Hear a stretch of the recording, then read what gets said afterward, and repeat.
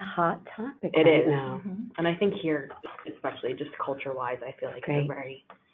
I was in my kids' school committee and they were bringing this in. Mine. That's wonderful. Like, what? How old are the kids? They're just middle school, not middle school, elementary school. Yeah, it's wonderful. Okay. That's terrific. All right, so the questions are undocked. Okay. So I'll see them come in if I need to say anything. All right, so I'm going to need this, right? Right, In and charge then of this. you Where can are hit we? next on the slide. She'll be able to just hit the arrow. So you could just click here. So And I'm not going to look at this. I'm just going to look at this. I just hit next. if you want, if Maureen says there's a question, you can actually look down. All right. Well, I think we're So- going to wait till the end for questions. Yeah. Yes. Okay. It starts at 1. I'm going to Yeah, start, you 1. can mute the phone and say we're going to begin shortly. Yeah, please. That'd be great. So, You do it right now? start right. The broadcast is now starting. All attendees are in listen-only mode. Hi, everybody. Welcome. I am so glad to be here with you today. My name is Catherine McHugh. I am the founder of Awaken Wellness Resources, and it's a company which brings mindfulness and resiliency training to corporations, universities, academic settings, and the like, and has been doing so for a number of years. But I think the most important thing for you to know about me is that I have been practicing mindfulness for almost 30 years. Actually, this is my 30th year. I began in the early 80s. So I'm not going to ask you to do anything today that I don't already do myself. And just a little bit of housekeeping. At the end of this, we will have an opportunity for questions and answers. So feel free during the presentation to go ahead and type in your questions. And in addition, we're going to be opening up a conversation about a mindfulness initiative here at DS. So welcome to an introduction to mindfulness. So not knowing whether you may have some experience already meditating or perhaps having a yoga practice, or you're just curious. Either way, let me assure you, you are making a wonderful first step to nurturing and self-care. And some of the things in which we know mindfulness does, over 30 years of medical and academic research to show, we reduce stress when we practice. We're going to talk a little bit about flexing our attention muscle, because this is really another word for mindfulness training, could be attention training or awareness training, or sometimes I like to say mental floss, because we start to learn how to pay attention in a really specific way. And so, of course, it also addresses, we work a lot of times with chronic pain patients, but an overall feeling of well-being and wellness. And so many different types of organizations use mindfulness training for performance and productivities. We'll be speaking about that in just a moment, but also just this idea of being able to relate to others in a much more healthy, fulfilling, and successful way, because sometimes we just tend to get in our own way from time to time, being on automatic pilot. So let's begin right now. We know this, it's the 21st century. We are juggling more than ever. And what do we also know? Even if you were the best juggler in the world, eventually, what would happen? We would have to put the balls down, even the best juggler, right? So this is kind of tiring after a while, having to try to balance, and it can feel a little overwhelming. The important thing to note here is that after a while, it starts to shape our perceptions. What does that mean? We start to perceive everything we have to do every day as urgent. Everything is a fire alarm. We get there on Monday morning, and instead of being able to prioritize and say, well, you know what, we can push this aside. No, everything is really out there. Why? Because the more stressed we become, the more the brain gets activated and really, really busy.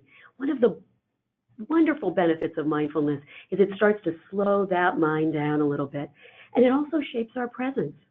When we feel stressed, or when we feel like we're going a mile a minute and juggling, how are we present to one another? I don't know about you, but have you ever had this experience where you're talking to somebody and you say to them, I'm talking, you say, oh yeah, listening while you're texting or while they're texting on their cell phone, right? So how does that feel for us? Do we feel like we're being heard? The same is true when we walk in someone's office and we're trying to tell them something important about a project, but they're still typing on their computer. So this is not to judge our behavior. It's just to notice it. This is the no judgment zone here. So just to notice that our presence shifts. And then lastly, when we feel this sense of busyness, the opportunity for the possibilities that we have, the dreams and goals for our work life, for our family life, they take a back seat. They say, oh, we'll get to that long-term projection goals when I have more time. But the time never comes, the time for fulfilling our lives. So this is what is happening now, and we can all relate to this to one degree or another, right? So I'm going to give you an extraordinarily brief jaunt down the mindfulness trail just to give you context for this, okay? We have been practicing, there's been mindfulness in terms of a practice in all kinds of different wisdom traditions for thousands of years. And while we have reams and reams of books with anecdotal evidence that it works, and this is very, very true, what happened then, moving right through that 3,000 or 35-year history? In the 1960s, we started to see some famous people like the Beatles and, Timothy Leary at Harvard practicing, but it was still kind of alternative, it seemed like a hippie thing to do in California and that sort of thing. So it was still a little out there, but in the 1970s and 80s, there were several gentlemen at MIT and Harvard and at Massachusetts General Hospital, academics, if you will, molecular biologists actually, to John Kabat-Zinn and some others, who are also practicing mindfulness. And they started to, he had this kind of epiphany to bring mindfulness, a secular version, to the world writ large, to address a variety of ills and for healing and for wholeness. So as you can see, I put the 1980, this is a 2015 graph. And what we see is, so at UMass Medical Center, which is where I was trained, we started to work with patients, and you can Google this, guys, and when you're done, I encourage you to do so. Google mindfulness and anxiety, depression, kids, aging, performance, communication, psoriasis, you name it, we have studies on it. And as you can see, now this is up to 2014, we have over 5,000 studies. Some of them rich and long, some of them just in their infancy, but we are amazed by the results. Not only a lowering of blood pressure, a lowering of inflammation markers, a feeling of much more relaxation and ease, particularly with those who suffer from different forms of stress and anxiety. So we see that we have some proof. And there are many, many applications. We're going to talk about the neuroscience, which has been probably the reason I'm sitting here talking to you right now. In the last 5 years, we've been able to see what's happening in the brain. We'll speak about that in a moment, which is this in the Scientific American. The reason there's two Time magazine slides you all are looking at, just to see that the first one was from 2003 and the second one was from 2014. So I don't know why they chose people that look kind of similar on it, but in any event, it showed you that with over decades, it's still on the cover of Time magazine.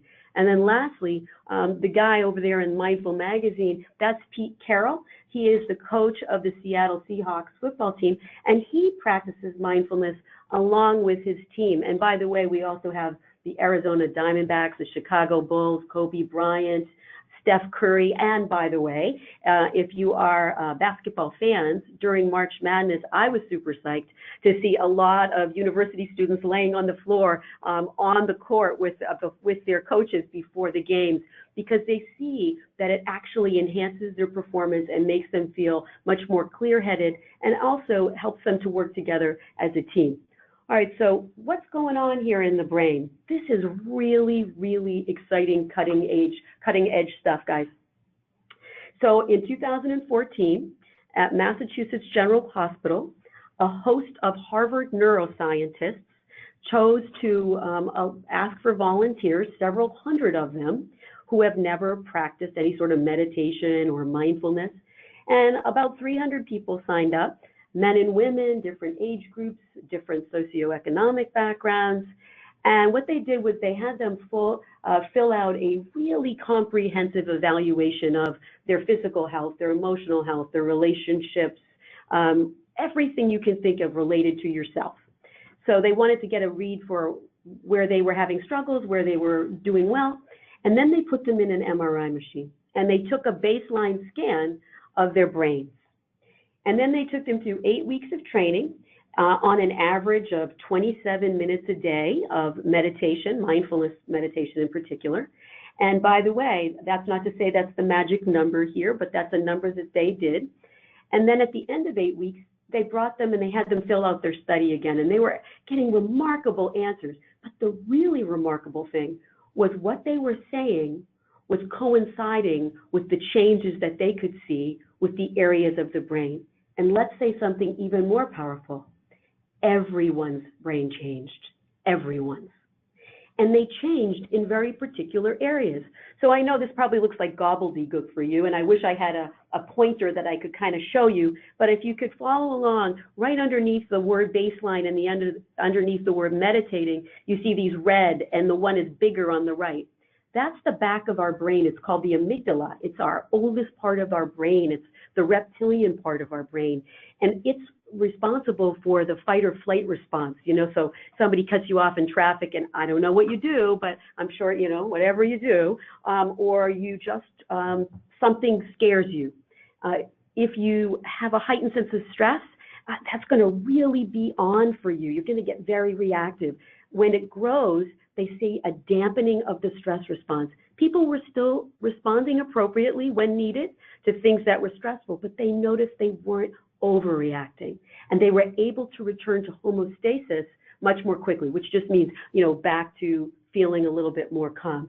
And then, so let's just walk up to the front piece of the brain, and the front part of the brain at the tippity top, that's the prefrontal cortex. And in that area of the brain is where our newest part of the brain, it's where we have executive functioning. It's our long-term and short-term memory, which, by the way, for some of us as we age, can be problematic. So by practicing, it actually helps to enhance our memory. In addition, it's also responsible for empathy. And folks were reporting that they felt a sense of connection and compassion with others, even more so than before meditating. And then just in the middle, which is where the most research is happening, that big red, orange, yellow, which, by the way, those red, orange, yellow parts are just metabolic activity. So that's the activity and liveliness in the brain, which is also, by the way, if you can see, connecting to each other, which is pretty cool. But the middle part is where our behaviors come from, some addictions, compulsions, and even if you don't have an active addiction or compulsion, they were noticing people were able to say no to unhealthy habits, things that they normally just say, oh, it's the end of the day, I'm really tired, I guess I'll just have the ice cream, or I guess I'll just have the drink. And I just want to say one more time, this is the non-judgment zone, so if that's what you want to have, go for it. But to know that you have the efficacy to say no, because after a while, guys, our stress responses, like that ice cream or that drink or whatever we might have that isn't the behavior we want, we don't choose it anymore. It starts to choose us. And so with mindfulness, we bring back the power to our own power to choose. So that's just a little bit about that, and really exciting stuff. And by the way, also Google some research that's just been coming out, pretty fascinating in the last few weeks, that mindfulness is shown to change parts of the DNA itself. Very, very early studies. I'm talking in the last few months. Just briefly, Anderson Cooper, super type A gentleman, went to Spirit Rock Center out in California, wonderful place to meditate, and did an 8-week mindfulness-based stress reduction course, a course that I teach. And at first he didn't like it because he said it was so hard. And then he said now it's been a few years and he has to practice every day. It's just been a remarkable thing for him. All right, so we've been talking a lot about mindfulness. So what is it that we're talking about? So for today, our working definition comes from John Kabat-Zinn, and it's paying attention in a particular way. That particular way is with kindness, with receptivity, like a scientist to our own experience, and we'll unpack that in a minute, and in a way that brings an ultimate friendliness to ourselves. So we're not judging. So the non-judgmental is whatever we happen to find, is what's here. We're not trying to get rid of anything or change anything, because so much of our experience in our lives is we're either trying to push away stuff we don't like, or we're constantly wanting more of what we do like, so that we're never really living in the present moment. So we do this on purpose, and it's always in the present moment, which slows things down. Into the body, it slows things down. And so, just as a for instance, I could ask you all right now, I'd like you all to think about your left kneecap. Now, if you're wearing pants, you may feel the fabric on your left kneecap. You may think, why is she asking me to think about my left kneecap? So there's the judging thought, right? That's okay. You can have that judgment. Is it warm? Is it cool? Itchy? Dry? Maybe you're feeling nothing. So this is just this way. What we're paying attention in that particular curious way. We could do this with our food. We could do this with our breathing, any experience at all. Whoever we're with and present, it opens us up to not always think we have make a judgment and think we know, right? So it opens us up, and it's always in the present moment. So that's the definition. So I'm going to ask you to, I'm going to invite you rather, to a practice. So we can just get a sense, a taste, if you will, of what we're talking about. So I don't know if you're sitting in a cube. I don't know if you're sitting in an office, if you're sitting in a room all together in a conference room. So I'm going to invite you to place your feet on the ground. We want to feel grounded for this practice. And if it is okay for you to close your eyes, it's helpful to do so, but it's not necessary. You can simply lower your gaze just a few feet in front of you, resting your hands easily on your lap, and sitting in a relaxed but alert upright, one that invites a sense of graciousness and ease. And after a while, if you enjoy doing this and you continue to do this, once you sit in this way, the body starts to know, oh, it's time. It's time to take a break and take time to meditate. So just feeling your energy as you sit here, being fully supported by the chair, supported by the ground itself and gravity itself. And bringing attention to the fact that you're breathing. Finding the place in the body where the breath feels most vivid to you. It could be in the nose as the air comes in and out of the nostrils, or in the lungs as each breath is received and released, or perhaps it's deep within the abdomen, feeling the rise of the belly on the in-breath and the fall of the belly on the out-breath. Wherever it's most easy to access right in this moment, just rest your attention there, allowing the breath to find its own natural rhythm, not needing to manipulate the breathing in any way, just feeling the physical sensations of breathing in and breathing out, and breathing in and breathing out. Nothing to get and nothing to get rid of. Easy, natural, just being, just for now.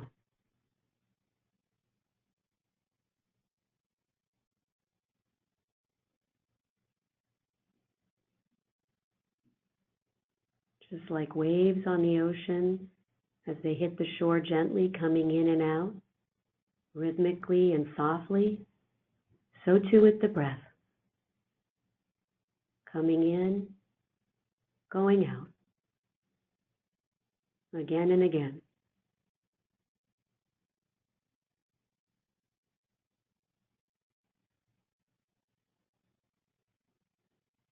You may notice after a couple of breaths that it's not so easy to stay with the breathing in this way. A thought, a sound, a physical sensation can take us away. It's perfectly natural. This is what mindfulness training is. Just at the point of noticing this, come back to this breath, whether on the inhale or the exhale, again and again, without judgment.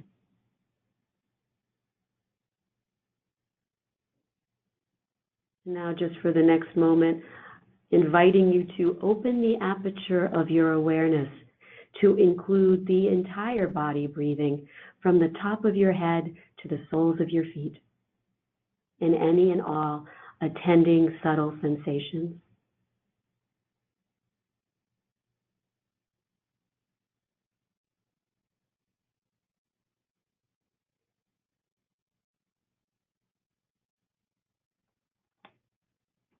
So when you're ready, opening your eyes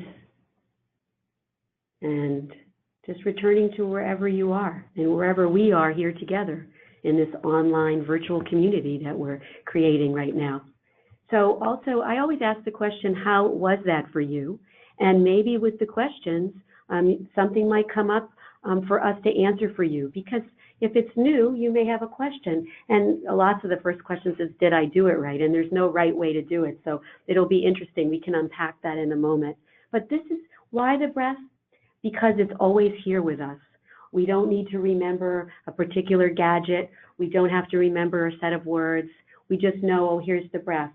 And so that's why it's here. And it's always in the present moment. And so often our brain is anywhere but the present moment, right? It's ruminating about a conversation from last week, or thinking about our next vacation in 2 years, or whatever that might be. And by the way, there's nothing wrong with that, but if we want to be able to start paying attention and reducing our stress, we need to be present here and now. And that gets us to this place of our relationships. When we start to think that we know what you're going to say next, or that experience where, when you're speaking and somebody all of a sudden you can tell has checked out or is nodding quite a bit because they can't wait for you to finish because they have something to say, or we do the same thing. We stop listening because we get so excited or we want to say something, so we lose a connection. And this is only one aspect of it. A lot of times we misinterpret intentions, we make assumptions, we get reactive in a meeting, we get irritated at work or frustrated. And this is a vital part of mindfulness, because it starts to help us not only see how we are in the moment, in our thoughts, in our emotions, in our body, but it helps us to be much more receptive and much more curious about the people in the room and sitting across from us. So it helps tremendously in the area of relationships as well.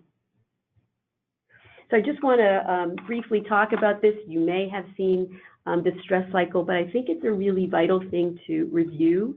We can have a perception of an event that we can't control, i.e., we're going to go on a work meeting and there's a snowstorm and we've gotten childcare and we've gotten the whole thing and it's a huge meeting and we can't get out. So normally we don't say, well, maybe you do. Oh, that's great. I'll just go sit at the restaurant at the airport and have a nice breakfast or something. No, usually we start to get into a lot of stressful. How am I going to do this? This is a really important, vital meeting. What am I going to do? How am I going to get to the kids? Lots of internal dialogue. It happens before we know it. It's human. But what ends up happening to our bodies, of course, is this fight or flight that we spoke about earlier. And the interesting thing is whatever your particular set of responses are, it's pretty much automatic. You might be one who starts talking super quickly and feeling very anxious, or maybe you get angry and start shouting at the woman behind the airport desk, even though, she's not in control of the weather, right? And so or whatever, maybe, again, we start to get into certain behaviors we don't like. And the interesting thing about this cycle is you can jump in anywhere on this cycle. You could be sitting at your cube right now, or after you get off this call, and you can get into stressful internal dialogue that you just make up. These are stories that are already your play go-to list of stressful things you think about. And once you start that, here we go again, right? So you don't even need, whatever that perception of event can be a mental one. And just an aside, a kind of funny story that just happened, so I thought it might really illustrate this point. I was in Florida last week for a conference doing mindfulness training for a big company, and I got stuck on the tarmac in Florida for almost 3 hours because of thunderstorms. And every time there was with a lightning strike within 5 or 10 miles of the airport, they had to reset the clock.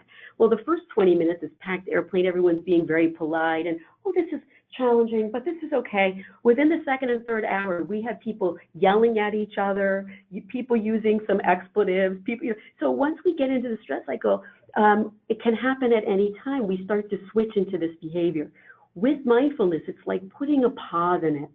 That's what it's doing. When we practice mindfulness, whether it's of the breath, of the body, all kinds of ways in which you can utilize meditation. There's a body scan. There's all different kinds of practices. It creates this pause between stimulus and response, even at the point of thought and emotion. So you're thinking something that you're worried about, maybe a loved one or something, or a past thing that's bringing up sadness, for instance, or loneliness. And then you start to notice it. I liken it to this. I don't know if you've had this experience, but if you've ever stood behind a waterfall, it's a very cool experience if you haven't had it. You're close enough that you can feel the water almost, smell it, you can actually sense the experience, but you're not in it. You're experiencing it, but you have a little bit of a pause from it. You're not soaking wet. This is mindfulness. We're standing behind, kind of allowing our experience to be as it is, and being able to look at it much more clearly and more rationally, I would say, and also more kindfully, my word, but without getting so involved in our own narratives and stories. And guys, how often are those true? Sometimes I think if I could leave you at the end of this hour with one thought, don't believe everything you think, that would be an hour well spent, because we do tend to believe everything we think. So this is a great exercise. It's something that you can do. I love acronyms because they help you remember. You could start practicing this at a stop sign or at a red light, but it's great for coming between a lot of meetings. If you go from meeting to meeting, have you ever noticed that you get all this information in your brain about all the things you need to do from that meeting? Then you go into a new meeting and you're still there in the other meeting because you're still thinking of all the things you need to do. Mindfully arriving, just taking a pause and saying, okay, I'm stopping right now. I'm going to just take a breath, deep or not deep, whatever you choose, and observe what's going on, and then proceed to either what's most important, if you're in the middle of your busy day and you're feeling overwhelmed and just need a 30-second or 1-minute pause to say, okay, I don't need to do that right now. I need to do this. Or I mindfully walk into the meeting and say, I'm letting go of what I just came before, and now I'm present. So this is just an exercise you can use and use it in a variety of ways. Using a door, even opening up into a new room, can be helpful because it shifts us to just, okay, I'm right here right now, being more present to this experience. That's one thing. The other thing that I think is great is, while I do think, and the phones are fabulous in many ways, as you know, I was at the beach a few weeks ago, gorgeous beach day, and everybody's on their phone at the beach. I was thinking, there's ocean and there's seals jumping out of the water. So there is a way for us to utilize our phones to help us in this way of becoming more present, more aware. And that is, you can either set a reminder. It could be like 2 o'clock, 3 o'clock in the afternoon that just dings. There are all kinds of chimes that you can use. And it will just be, okay, what's happening right now? It's just a one-way check-in with yourself. It might be, you need to go for a little walk around the building for 3 or 4 minutes to, clear your mind, or just to stop for a moment. The other thing, it helps you to form a habit. And very briefly, there are so many apps for your phone. And just to kind of give you a few that I know, I wrote a review on all of these apps. Some of them work for Apple and some of them work for Android. But for instance, Headspace, guys get a really great British accent. It's really fun. It does have a slight cost to it. My favorite app is called Insight Timer. The wonderful thing about it is you can use different chimes, different numbers of chimes. It can be silent, and you can also choose from a variety of male and female instructors and a variety of time for guided practice. And at the beginning of your practice, it can be very helpful, and I would say perhaps even vital, to have an instructor to help to guide the practice, because the mind tends to be so active. So, and the last one, I think, which may still be free or only 99 cents, is called Calm. So those are a few, there's many more, but just to kind of give you an idea of ways to use the phone. And the other thing I would just say is, to the best of your ability, if any of you out there are really super serious about getting mindful, maybe taking a half a day on a Sunday or a Saturday and shutting it off. So everybody might be going, oh no, please don't. But it can be helpful just to kind of get us back into the swing of the thing. So before we're almost to talking with Deepak Goyal, who's going to talk a little bit about the Mindfulness and Meditation Initiative. I wanted to read this to you because I just think that Michael does a really nice job of what we're talking about here at Mindfulness at Work. When we are willing to shift from getting somewhere fast to being somewhere completely, we discover that we are not just making a living, but we are living our lives on the job, right here, right now, in all the present moments' vivid and remarkable immediacy. When we are on the job completely, we do not forget to live our lives. So I'm going to be here for some questions and answers in a few minutes, but I'd like to open it up to Deepak Goyal, who is in Minnesota. He is our premier technical specialist, and he himself also has been practicing for 8 years now, and is going to talk a little bit about the Mindfulness and Meditation Initiative here at DS. Hey, thank you. Can you hear me, Catherine? Yes. I can hear you, Deepak. Okay, great. Well, thank you for that great presentation. And everyone, we are starting this mindfulness and meditation initiative at DS in collaboration with the HR. HR has these different pillars where you may have received emails about in different areas such as work, life, career, and so on. So this mindfulness and meditation initiative, our hope is that it can help you in several areas of your life. Basically, this is for entire DS Wellness community. So all of you can benefit from it. And what we are trying to do is we are trying to come up with very nice speakers such as Catherine and other people who have been meditating and utilizing the techniques of mindfulness in their personal daily lives. And just listening to a presentation on mindfulness and meditation doesn't really help unless you actually put into practice and experience it for yourself. So these techniques can be extremely powerful, and I have experienced it in my own life. So I'm speaking a little bit from experience. We also want to develop a supportive community in our organization. So if we can have small groups who meditate together or who talk about these things together, we have the vision that down the road we'll be able to create those supportive communities, and hopefully we'll be able to offer some meditation time and space in different DS offices. So in the beginning, what we are trying to do is we are trying to create this community of people who would be interested in learning about mindfulness and meditation. As all of you know that DS, we proud ourselves to be a scientific company. So we do want to bring scientific aspects of mindfulness and meditation in front of you all. So as part of that, we'll be bringing research on mindfulness, which would be science-based and which would be based on scientific facts. So you may end up seeing a lot of speakers in that regard down the road. So here we are requesting you to participate. So we are setting up a steering committee which would guide the direction of this mindfulness and meditation initiative at DS. So some of you may have already been doing mindfulness, or you may have even been certified to lead mindfulness sessions. So if you are one of those individuals, we would like you to be part of this steering committee to guide the direction of this initiative at DS. So if you are interested in becoming a part of Wellness Champs community with a focus on mindfulness and meditation at DS, please do contact us, and this can be a great giving back to our company.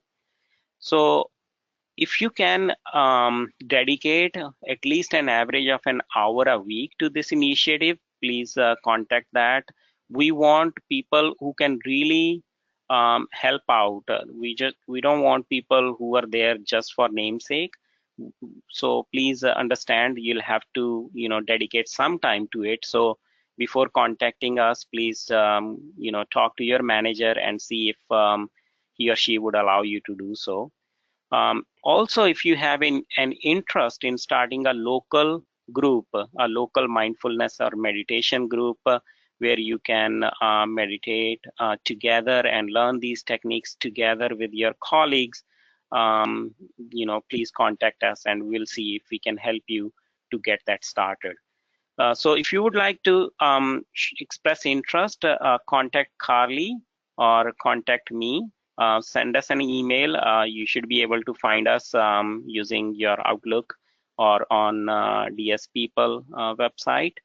And hopefully we'll have a lot of learning in the coming few weeks and in the whole year. This year we'll focus on bringing the awareness about mindfulness and meditation, and our vision is that down the road we'd be able to bring actual programs where you'll be able to get actual in-person training and so. Thank you. Carly, if you would like to proceed with the next slide, you have the floor. Thank you, Deepak. Okay, so Catherine's going to go ahead and answer some questions now. So she's able to read them, and she'll go as we go. Okay. Hi, this is Maureen from the benefits team. I'm here with Carly and Catherine. So Catherine, thanks very much. I think we got some great questions as you took us through sort of a practice mindfulness meditation. One of the questions that our employees have asked a couple of times is, how do you keep from falling asleep? Well, that's an excellent question. So one of the ways in which you stop is to keep the eyes open. That's one way. The other thing I just want to note is, particularly if you choose to meditate lying down, which often folks do, that is one of the first things we notice. And one of the things we start to figure out is we are a sleep-deprived culture. And so a lot of times I say at the beginning when you're learning, if you fall asleep, well, good, you must need a nap. And there's a lot of restorative benefits to falling asleep. However, that said, after a few months, if every single day you sit to meditate and you fall asleep, the ways in which you can work for it is to keep a window open, again, to keep your eyes open. I have rarely found that many people who fall asleep sitting up, and I've been, doing week-long silent retreats as well. So what you can do, though, if that did happen to you, is stand up. I mean, actually, we have standing meditations where we're just standing and breathing, or walking meditations to focus in on the footsteps, the footfalls in the body. So that's some of the ways. But I would say at the beginning, if you're falling asleep, it's okay. That would be my answer to that, and then to work with it in other ways. Yes, thank you. Along that same line, one of our employees is asking about, how do you keep your mind from wandering, or to avoid thoughts that maybe get into your mind as you're trying to practice? That is the number one question of when we're beginning a practice of early meditators.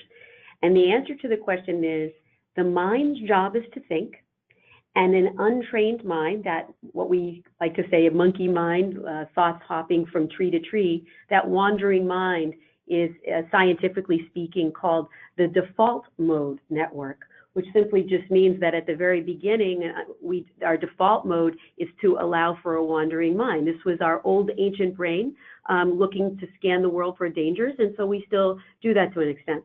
So the point of meditation and mindfulness is not to avoid the thinking, because actually that gives it more power when we start to build attention, like I shouldn't have this thought, or this thought is interrupting my meditation, but just saying, oh, more thinking. One of the ways that it can be helpful to slow that thinking down, which is what we're doing, is to just maybe label it as just thoughts, or planning, or remembering, or if it has an emotional tone to it, you may just want to label it sadness or joy or excitement. and then come back to the breath. And a lovely metaphor for this is training the puppy. So what we're doing when we're training our mind is we're training the puppy. Now, what do we do when we tell the puppy to sit down? We put the little puppy down, we tell it to sit, and it jumps up and runs away. Why? Because it's a puppy. We don't whack the puppy. We just lovingly put the puppy back down, and eventually the little puppy looks up at you and says, oh, she wants me to stay, and it does. The same is the truth with our mind. Eventually, if you keep up with the practice, if it's, say, the attention on the breath, you sit and stay, you're sitting there, and you keep coming back to the breath and coming back to the breath, and then all of a sudden 15 minutes go by, and you realize your mind has figured it out. It's doing what you're asking it to do. And this has applications not just for simply deep, deep relaxation, and as Deepak alluded to, transformation, but applications to every aspect of your life. Because if you can focus on your breath for 15 or 20 minutes without any distractions, think about all the other things you can do and focus on in your life without being able to be distracted. So that's the way I would work with it, and to understand that we're not going to stop the mind from thinking, because we would have to be in a coma for that to happen. What we're doing is, the top of the mind is like the ocean. It's really choppy, and we just want to get down underneath a little. If you've ever taken a dive on a summer's day into the ocean, it's a little clearer and calmer down there. That when we meditate, we're bringing the brain down, the mind down, slowing it down a little. And the other great thing about that is the best answers to whatever it is we're struggling with never come when the mind is busy. They always come when the mind is still. Have you ever noticed when you wake up in the morning, the thought you were struggling with the night before, you just went to bed with, and you wake up and boom, there's the answer? Kind of the insights come. So the kind of meditation I practice actually is an insight meditation. So after insights arrive after a long time of practice. So don't worry about it, because I guess that's my shorthand answer. And that when you work with it in this way of training the puppy will get it. Great, thanks. Well, we've got a lot of great questions coming in. As you're sitting here in Waltham, you're seeing we've got a lot of open areas, Catherine. So one of our employees is asking, how do you practice mindfulness in a kind of maybe open work environment? There can be interruptions. Your boss suddenly has a request. Any suggestions for how to manage that? Absolutely. So I have a couple answers to that question. One is you probably got to keep your eyes open, because I think it will be pretty clear. They'll think you're sleeping on the job, right? Especially if there's, managers around, she's got her eyes closed again, or he's got his eyes closed again.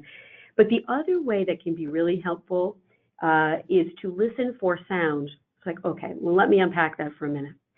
So listening for sound, it's just the sense door. All of these body parts that I'm talking about, the breath or listening, it's taking us into the present moment, and it's slowing us down. So when you listen for sound, it's not because you're trying to hear somebody's conversation or the sound of the air conditioning unit going off and on, or maybe hearing cars outside. It actually is taking you right into the present moment. You could be just sitting at your desk and listening for sound.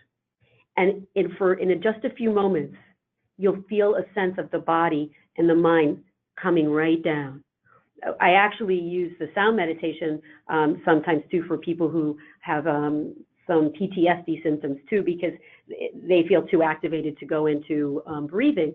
But it can be great in an office environment, because it just looks like you're just sitting there, right?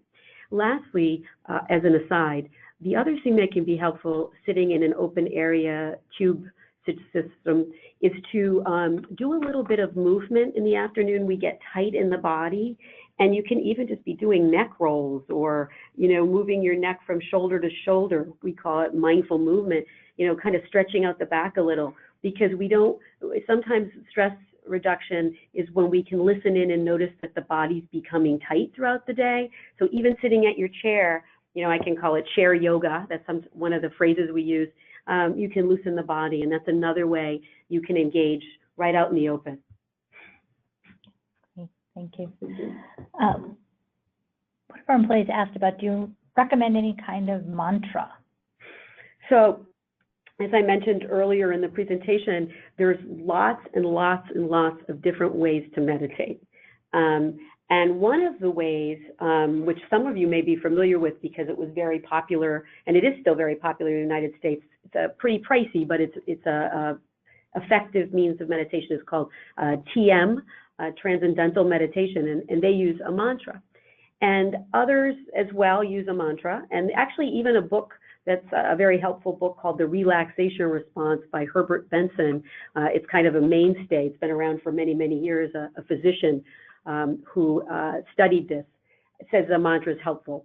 Now, what's good about a mantra that I like is that it's a way to focus the mind, particularly early on, instead of just allowing the practice of attention training, which is different than mindfulness training. We're talking now purely about meditation at this point.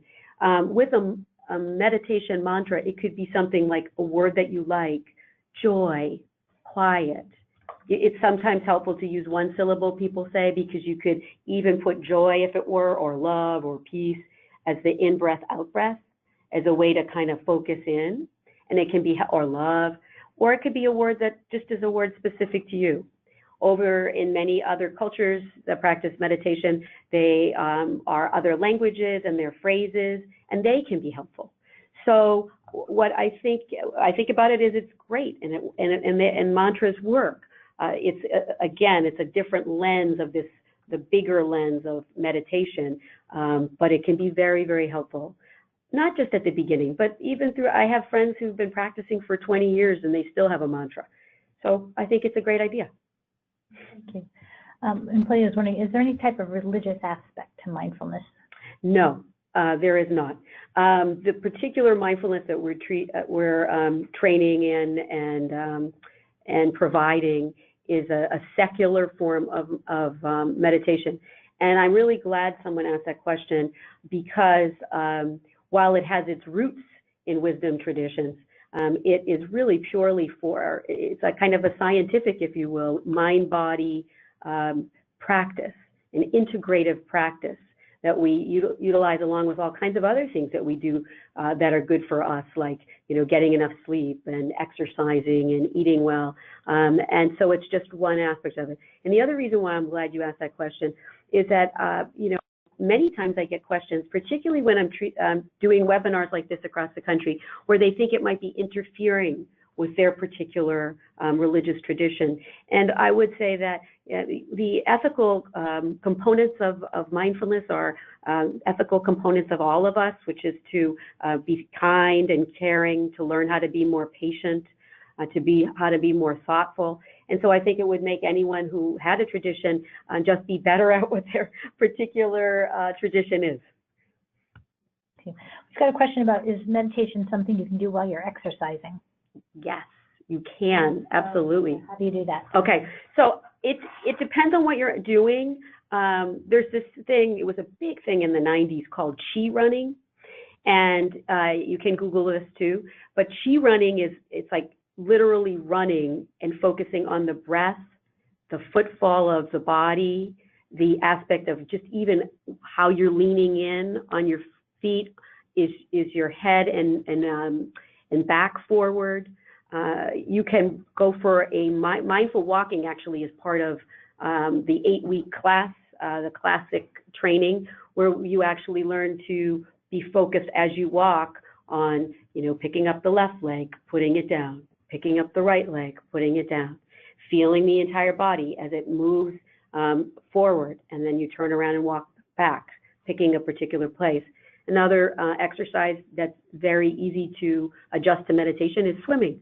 If you're swimming lanes, you can just feel the water, feel the full experience of, again, the breath and the body as it moves through the water. I would assume that like certain things like CrossFit or other kinds of aerobic exercise, I'm not so sure it would be easy to adjust to, but for sure you could do this. I want to add one more thing though. If you're doing it to fit another thing in so you can cross off meditation and exercise, that's going to backfire. If you're the type of person that needs relaxation and actually needs to slow down, then sitting meditation is your best bet. If you're someone who if your mind is so busy you can't sit down, then sometimes exercise can be helpful. So you can, and also, by the way, there's more than one way, so you could do both. and experiment and see how that works for you, because all of us are individuals and we find a plan that suits our lifestyle and our rhythms best. Is there a particular time of day that you recommend meditating, as well as how often should you meditate? So, when I mentioned the 27 minutes with the people at Mass General Hospital, there is no magic number. In terms of time of day, this also is an individual thing. So again, if you're a morning person, start with the morning times. If you're someone who would definitely fall back to sleep, if you're trying to get it in before work and every time you try, then you might want to try when you get home from work, although we may be with the sleep thing as well. If you're working with this wonderful initiative and there's a group of you, you may decide that 3 p.m. instead of getting your regular coffee and cookie, you're going to all sit in the office and you're going to do a little meditation together. And that might be a way to start the habit. And also notice that things change. If you have little ones, you'd have to probably get up at 4 o'clock in the morning to meditate. That might be too early for you. So knowing the time of life that you're in and how flexible you can be with that. So really what matters is earlier, and I couldn't agree more with Deepak in this. The number one way you're going to see results is by practicing. It doesn't matter whether it's nighttime or morning time or any time in between, but it's like training a muscle. If you go to the gym and you want to grow your biceps and you keep lifting weights and then you lift heavier weights, the muscle gets bigger. You're growing your brain. This is the neuroscience of it. You're creating new neural pathways. The more often you do it, the more consistently you do it, the more quickly and actually the more advantageously the mind grows for you. However, just like the exercise component, once we stop, what happens to our muscles, right? Well, once we stop meditating, the same is true. So my question is to just practice, practice, practice. And it's always the beginning, even if it's been 20 years, it's still just today, it's still just this moment. And in terms of the amount of time, okay, because you're also busy, and I know I work with corporations all across the United States and in Canada, that if you can start with just a few minutes at your desk, or start with a few minutes together, 1 to 5 minutes, just to kind of get a feel for the breathing or feel for the body sensation check-in, mindful check-in. But then start to experiment with up to, okay, for my practice, but I teach mindfulness, I do a 20-minute practice in the morning, but I do a 45-minute practice late in the day. Now, you may not have that. 45 minutes is what we actually require in an 8-week class at a medical center, because we want people to really be changing their bodies and their minds. And that is a very long time that people are committing to. 20 minutes is a good significant between 20 and 30 minutes to get into a deep meditative state. But you still feel benefits on a shorter span of time. And I've had folks over the years say that they've been doing 3 sets of 5 minutes and they feel a huge difference. So kind of feel how it feels for you and how committed you are in terms of time. And that's my answer to that. Thanks. And as you said, there's so much in the news, magazines, et cetera, raising awareness about mindfulness. But as we as DS start this off new, any advice for how we might deal with perceptions around, oh, this is, I think one of our employees said, it's a weird group, or, they're a little bit out there, and what would the perceptions be that we might get from some of our colleagues, and what advice would you have for managing those? Well, that's an excellent question, too. My first answer would be that to come in through the science door, I think that responding to people and marketing, if you will, to the larger group of DS is to talk about the neuroscience, to talk about the lowering of blood pressure and inflammation markers. And this idea of it being woohoo, my other thought is, when a bunch of you start and all of a sudden you guys are feeling calm and successful and productive, and they're all thinking, hey, I want what they have, right? So the proof is in the pudding. And so being able to see the initial, I guess you would say, founders of DS's mindfulness program and seeing how it proliferates in a way that people start to say, there's something here. I see something here. So experientially, they'll see it. But to get them at the beginning, We don't talk about, the woohoo-ness of it, which it definitely still has to a certain extent. But I think it's been legitimized to such an extent in the medical community and in the science community that I think we might be surprised at how people are going to be more curious and interested in it. Great. And through people responding to Deepak and Carly and getting the word out, we suspect we may find some certified folks Awesome. seasoned within our population. But if we have locations that don't, I mean, is it realistic for us to start forming these local groups, perhaps with someone who isn't certified or have been doing it for a lot of years? I think that if someone hasn't been doing it a long time, what might be or isn't certified, what might be I have a couple of ideas. One is to have someone from another office who's willing to do a conference call like we're on now, and they can lead the group until the group gets going, and then they get used to it and they can do it on their own. The other idea is to have a guided practice. You can get them online, you can download them. There's all kinds of sites. Many of them are free, and they're quite good. And I can give Maureen some more information and Carly more information on that. And that way you can all be listening to a guided practice. Or you can practice sitting in silence. I think it would be a little challenging for someone who's never done it to lead the group, but there's ways to do it until you get up and running. Great, thanks. And so talk about how do you become certified in mindfulness and meditation? Well, that's also an interesting question and a very heated question in terms of the meditation community itself. So the program that I'm at, that I was trained at, is UMass Medical Center, and it is, you have to put in many hours, hundreds and hundreds of hours, and do a series of yearly 7 to 10 day silent retreats, completely silent. So I've done those for years. And then you have to have had experience working in all different kinds of settings.